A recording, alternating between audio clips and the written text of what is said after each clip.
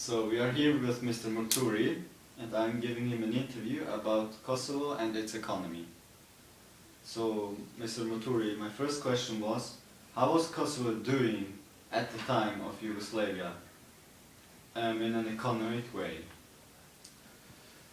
Okay, first of all, you have to understand that during that time, all the economy was developed based on planned economy and state-owned property. What really this means? All the factories were under the state property. There was no big factories that they were privately owned. You had at the time small shops which they were owned by the individuals, but in fact factories were producing like vehicles, vehicle parts, food, all was state-owned.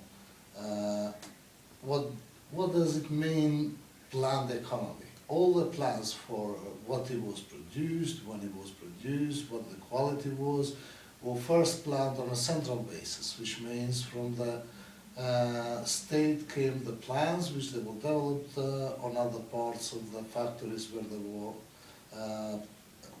placed or where they did their activities.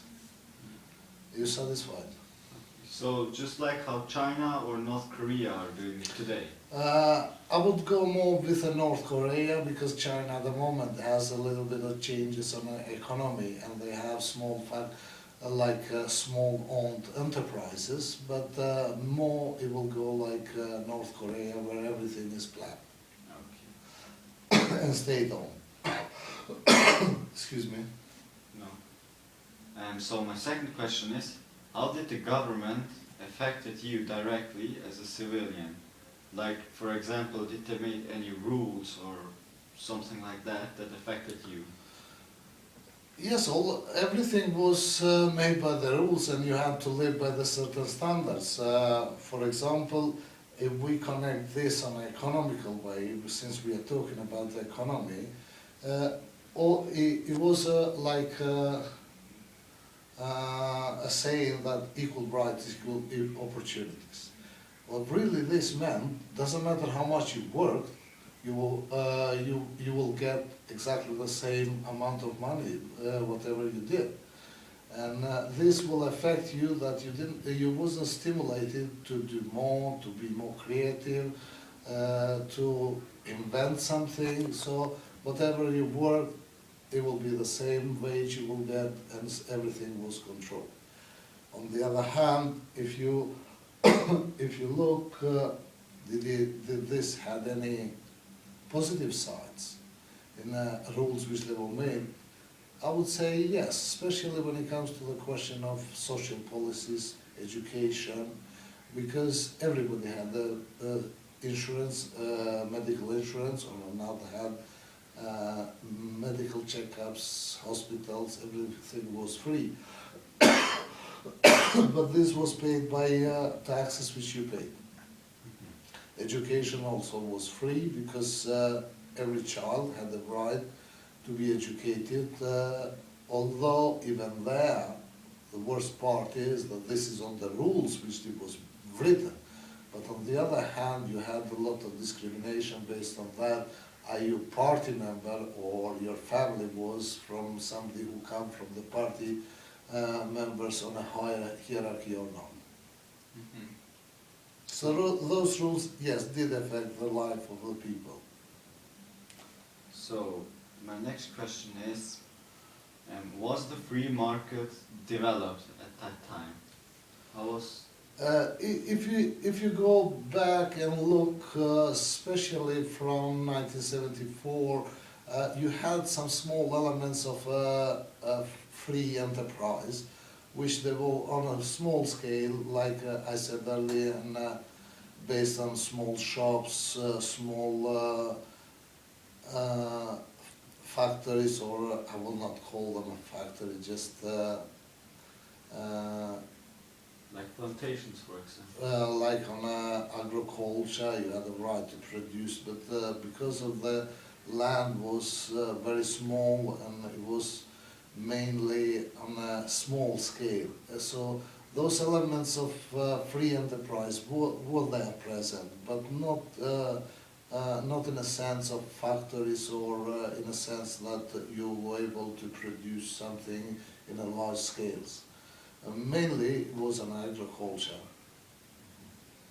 So my next question is, did capitalism had any positive effects? Do you mean socialism or capitalism? Excuse me, I mean socialism. Socialism. As I said earlier, the main positive side of it, it was on a social scale. When I say on a social scale, I mean the number of unemployees was very little, very small, because people were employed. Doesn't matter really, was it that factory rentable or working with a profit or not, people were employed, which meant that increased the number of workforce even then when it didn't need. So when you look at from the social side of the point, unemployment was very low. On the other hand, economy was planned in such a way that practically a little bit was produced all over the country, not just in Kosovo. For example, you had the car manufacturer which produced parts, one part in Kosovo, one part in Slovenia, one part in Croatia, and all brought together into one factory to create a vehicle or cars as one product. So yes, it had its positive elements on a social scale, but on the other hand, as you know, in free market economy, it's very important that the companies work with rentability, profitability, which in that period of time, it wasn't that important because you had everything planned for you. So I want to catch up about the car parts. As we know, Kosovo today has a lot of stuff imported into our state. I want to ask you, where did the products that were used in Kosovo come from back in that time?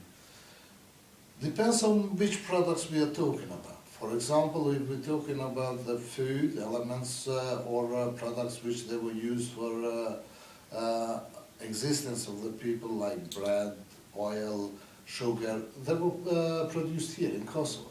You had a sugar plant which it was in Peja, was working, not just it was sufficient for the market in Kosovo, they actually, I will not say exported, but they transferred part of their products in other parts of Yugoslavia. Because if you look at by the standards what Kosovo is today, they produced more than what the Kosovo needed, and the part of this production was sent to Slovenia, Croatia, depends where it was needed. If you look at in oil, for example, cooking oil, it was a sunflower factory which were producing oil in Ferizaj.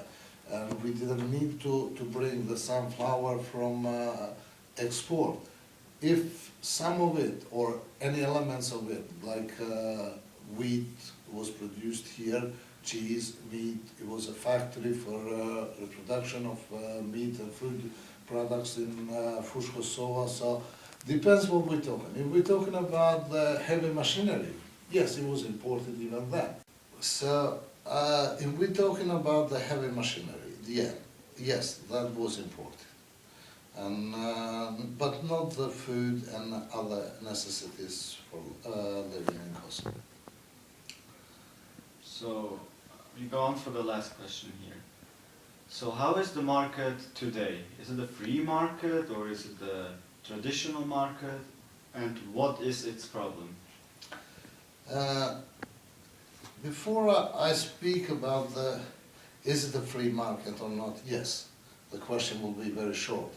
But you have to understand that Kosovo had to go through the transition period, which means a period that state-owned company, state-owned property had to be turned into ownership or a private enterprise. In order to do so, you had to have the legislation which it will be based on a free market economy. Is this done? Yes. Lots of law packages have been approved by the parliament in order to achieve that. We have a process of privatization which has been developed in Kosovo for years. We are getting there.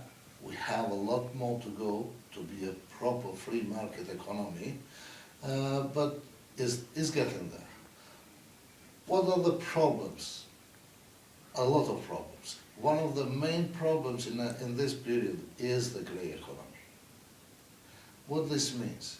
You have a lot of products which they're going illegally into the market and they're killing the competition inside, or regular competition inside the country. On the other hand, you have a lot of imports which are not controlled, it's not proper standardization of products which can be imported, and then you have inside the market a variety of different qualities of products which by normal standards will not be allowed to be sold to the people in the country. Therefore, we have elements of a free market, we're going that way, but we are still far away, especially when it comes to the competition, fair competition. And without having a certain measure taken to eliminate the grey economy, I don't think we will have a proper free market economy in Kosovo for a certain time. So, and who needs to make those steps?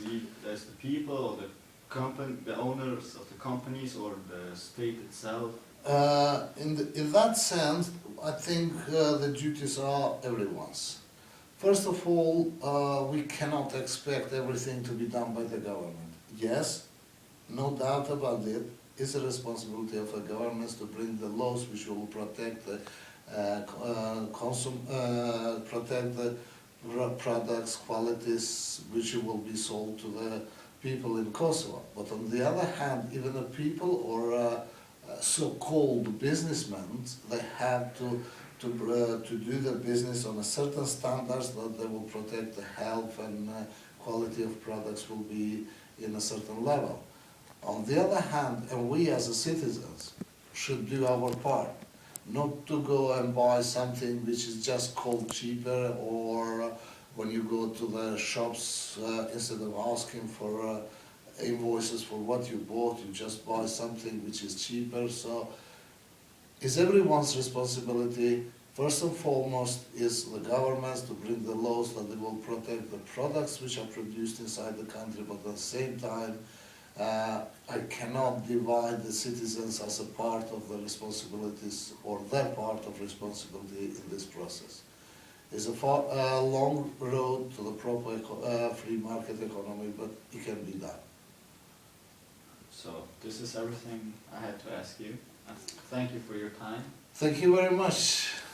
I hope you are happy with my answers. If you have any more questions, just let me know. Thank you.